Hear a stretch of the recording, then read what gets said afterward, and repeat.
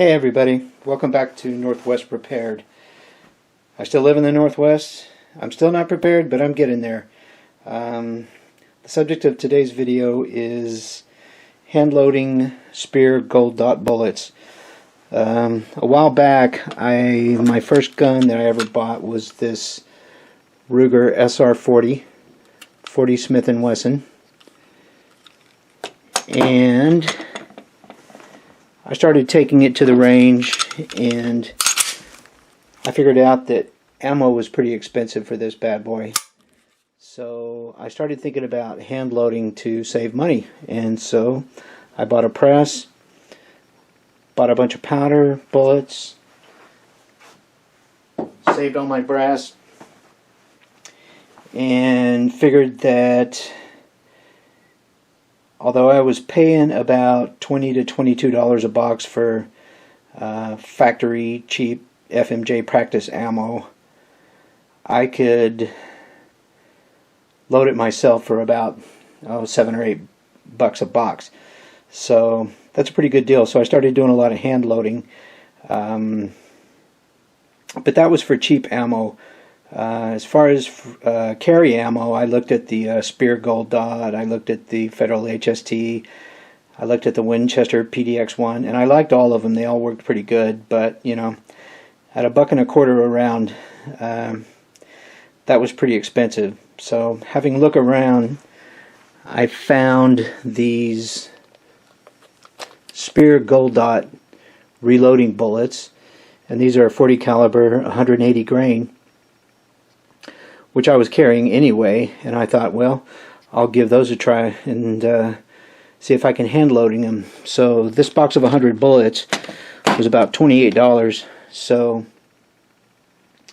with the once fired brass basically free for the primer, the powder, and the bullet, I'm paying about 35 cents a round. So that's about what, $17.50 for a box of 50.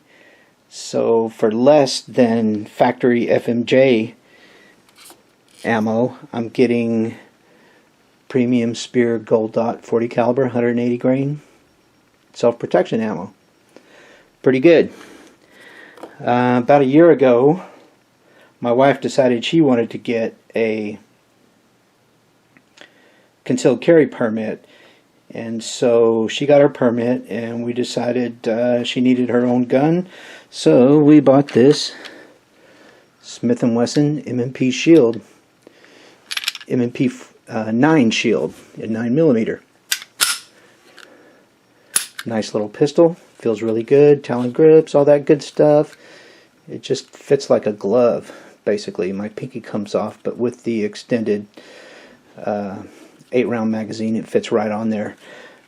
But anyway, so having looked around, I found the Gold Dot 9mm 124 grain, which is what I was using for carry ammo anyway.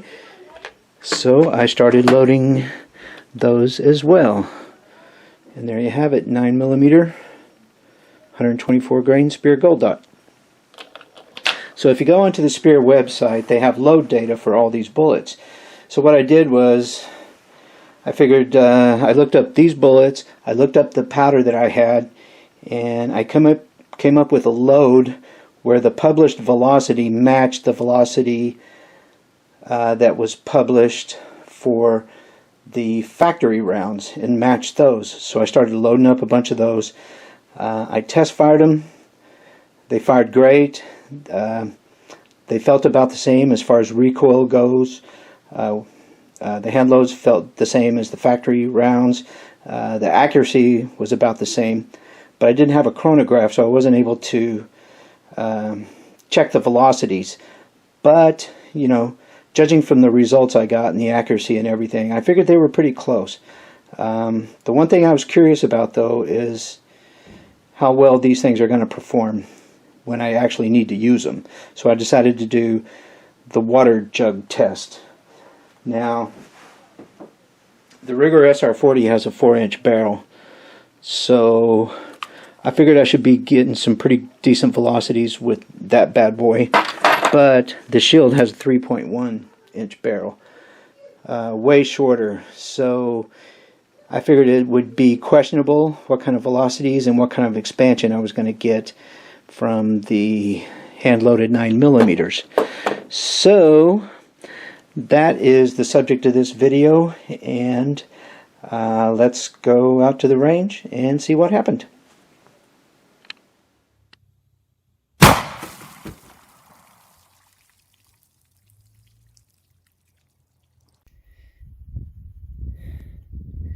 Alright, let's go see what happened. Okay, there they are. Looks like it destroyed the first jug. Second jug, all split.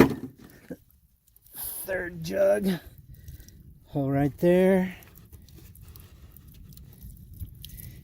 Kind of a split out the back. And nothing in the fourth jug. See if we can find that bullet.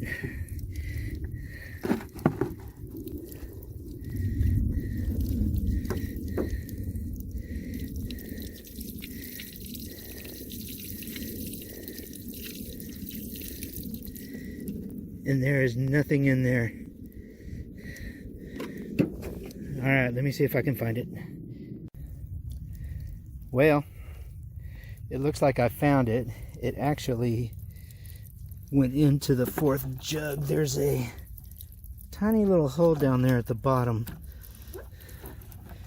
And there is a bullet in there. So let's have a look.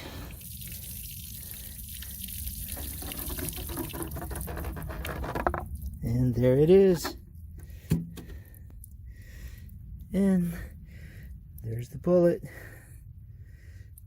Pretty good expansion. Not a whole lot, but not bad either.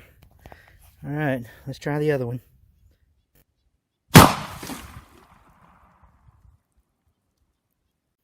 Okay, well, that one really gave me a soaking, so let's go take a look. There was 4 of the white milk jugs in the front, so it blasted the first 2. Second one, third one, got an entrance hole there, got an exit hole there. Number 4, got an entrance hole, and nothing out the back. This was definitely a better shot placement than the 9 mil. Let's see if we can find that bullet.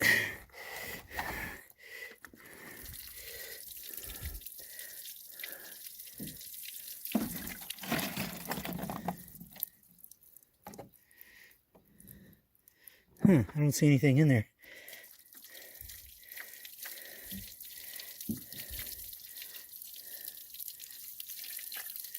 There is nothing in there. It went in there. And I don't see an exit hole.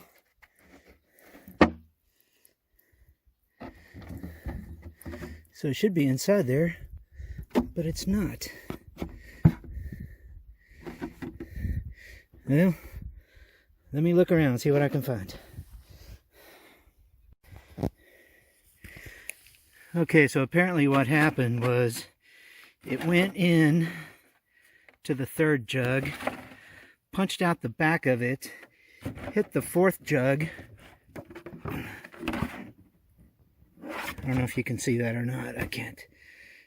It's too bright for me to look at. But it put a little dent right there. But it didn't go in. And it was actually trapped in the third jug. So let's open this up. And we'll take a look at that bullet.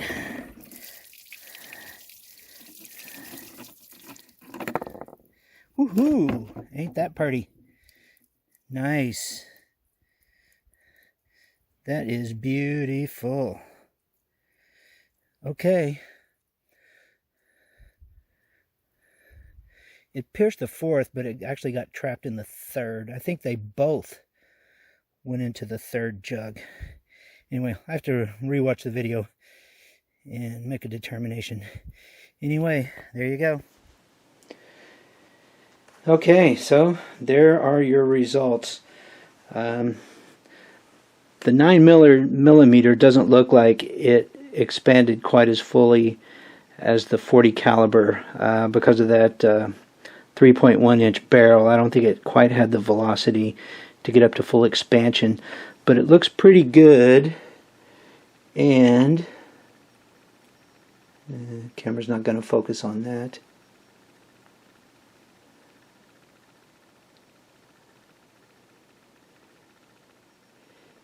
Anyhow, it looks pretty good, and I measured the expansion, and the max expansion is greater than 1.5 its original diameter, so that is acceptable. The 40 caliber looks like it peeled back further,